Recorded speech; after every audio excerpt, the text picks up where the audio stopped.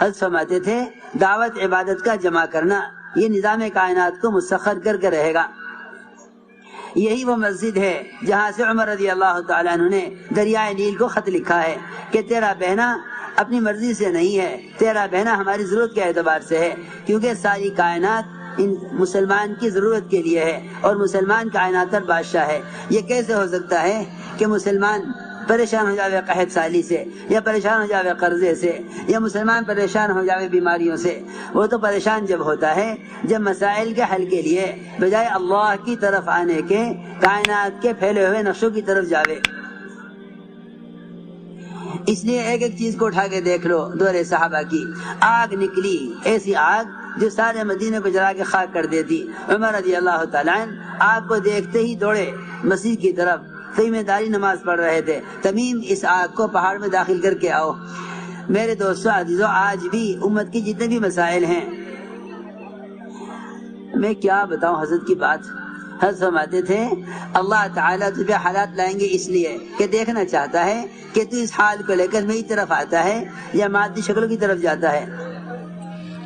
مسلمانوں کا حال یہ ہے کہ جو بھی حال آتا ہے سوچتے ہیں کہ اس حال کا دنیا کے کس وزیر سے تعلق ہے، اس حال کا دنیا کے کس عہدیدار سے تعلق ہے، اس مقدمے کے لیے بڑا وکیل کون ہو سکتا ہے، بجائے اس کے کہ جیسے کوئی حال آئے فوراً مسجد میں آ جائے، اللہ تعالیٰ سے دعا مانگ لے، اے اللہ تو میرے اس حال کو بدل دے۔ اس زمانے مسلمان کا حال یہ ہے کہ اگر کوئی مشکل پیش آ جائے تو یہ اپنے مطالبات کو منوانے کے لیے بھوک ہڑتال کر کے وزراء کی کوٹھیوں پر جا کر پڑ جائیں گے، لیکن روزہ رکھ کر مسجد میں آ کر پڑھنے والے نہ ہوں گے۔ حضرت فرماتے تھے اگر دل میں ایمان ہوا تو یہ روزہ رکھ کر مسجد میں آ کر پڑھ جائیں گے، اے اللہ ہم تیرے گھر پر پڑے ہوئے ہیں، تیرے لیے بھوکے ہیں، تو ہمارا یہ کام کر دے۔ اس زمانے میں مسلمانوں کو اپنے مسائل کے حل کے لیے اجتماعی طور پر روزے رکھنے کا مزاج نہیں ہے۔ یوں کہ سمجھتے ہیں کہ یہ مسئلہ وزیر کے ہاتھ میں ہے، وزیر سے منواؤ گے تو مسئلہ حل ہو جائے گا، حالانکہ وزیر اللہ کے قبضے میں ہے۔ تم نے اگر حکم توڑ کے اللہ کو ناراض کر لیا تو اللہ وزیر کو تم سے ناراض کریں گے، وہ بھی مجبور ہو جائے گا تمہارے مسائل کے حل میں، وہ بھی یہ کہے گا کہ میں اس مسئلے مسلمان کی مدد نہیں کر سکتا، کیونکہ ہم نے مدد کرنے کے لیے مخلوق کا انتخاب کیا ہے۔ حضرت فرماتے تھے اللہ کی ذات عالی سے فائدے اٹھانے کے لیے کائنات کا یقین نکلنا شرط ہے۔ اس لیے میرے عزیز دوستو بزرگوں، سب سے پہلی بات یہ ہے کہ اپنے مسائل کے حل کا یقین اعمال مسجد سے رکھو۔ جب کوئی بات پیش آئے سیدھے مسجد چل کر آویں۔ حضور اکرم صلی اللہ علیہ وسلم نے امت کے مسائل کے حل کے لیے اور امت کی تربیت کے لیے امت کو اعمال مسجد سے جوڑا تھا۔ دیکھو حضور اکرم صلی اللہ علیہ وسلم نئے آنے والوں کو مسجد کے ماحول میں کیسے رکھتے تھے۔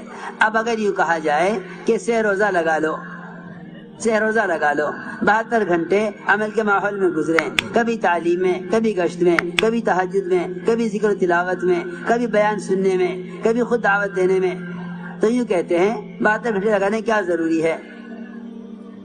تبلیغ کو دین سیکھنے کا مدرسہ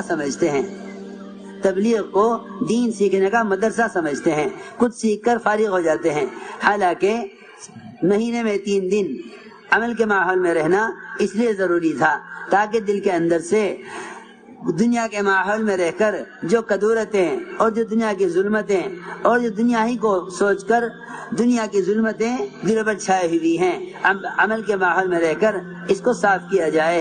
آپ جانتے ہیں سارے محلے کے گھروں پر دھوبی چکر لگاتا ہے کہ میلے کپڑے دے دو، 3 دن کے بعد ملیں گے، انہیں مخصوص طریقے سے ایک جگہ رکھ کر صاف کر کے دوں گا۔ آپ جانتے ہیں کہ مہینے بھر کے کپڑے جمع ہو جاتے ہیں، انہیں دھونے کے لیے دے دیا جاتا ہے۔ وہ ضروری سمجھتے ہیں کہ بدن کے اتارے ہوئے کپڑے کو اتارنے کے بعد بغیر دھوئے نہ پہنوں۔ اپنے بدن کی صفائی کے لیے، اپنے دلوں کے جلا اور اپنے دلوں کی نورانیت کے لیے عمل کے ماحول میں رہنے کو ضروری نہیں سمجھتے۔ حضور اکرم صلی اللہ علیہ وسلم نے حضور اکرم صلی اللہ علیہ وسلم نے سمامہ ابن اسال کے 72 گھنٹے مسجد نبوی میں گزروائے. یہ کہتے تھے میں اسلام قبول نہیں کروں گا. اس زمانے میں لوگ کہتے ہیں 72 گھنٹے کیا ضروری ہیں, تم اعمال دعوت کو اعمال نبوت یقین کرو, اعمال دعوت کو محمد صلی اللہ علیہ وسلم کا طریقہ تربیت یقین کرو. تبلیغ کو تبلیغ والوں کے پروگرام سے مت دیکھو, بلکہ اس دعوت تبلیغ کو حضور اکرم صلی اللہ علیہ وسلم کے ضابطۂ تربیت کے اعتبار سے دیکھو. سمامہ ابن اسال نے کہا کہ آپ مجھے قتل کر دیں یا مال لے کے مجھے چھوڑ دیں, میں اسلام قبول نہیں کروں گا. حضور اکرم صلی اللہ علیہ وسلم نے فرمایا سمامہ کو ابھی مسیح کے ماحول میں اور رکھو, ابھی یہ تیار نہیں ہوا. ایک دن اور گزر گیا. اگلے دن پھر آ کر پوچھا سمامہ اب کیا ارادہ ہے؟ سمامہ بن اسال نے کہا ان تقتل ذا دم وان تنعم علی شاکر, اگر آپ مجھے قتل کر دیں تو آپ کو اس کا حق ہے, اختیار ہے, میں مداوا آپ کے قبضے میں ہوں. آپ اگر مجھے چھوڑ دیں تو میں آپ کے احسان کا قدردان ہوں. وہی ایک جواب, میں اسلام قبول نہیں کروں گا چاہے مجھے آپ قتل کر دیں یا مال لے کر چھوڑ دیں. آپ نے کہا ابھی اس کو رہنے دو مسجد کے ماحول میں. ایک دن اور گزر گیا, تیسرا دن شروع ہو گیا. پھر آگے پوچھا کہ اسمامہ میں کیا ارادہ ہے؟ وہی جواب. شام ہو گئی تو آپ نے شام کو فرمایا صحابہ سے اب اسمامہ کو چھوڑ دو, اب اسمامہ کو چھوڑ دو, اس کا مسجد کے ماحول میں رہنے کا وقت پورا ہو گیا.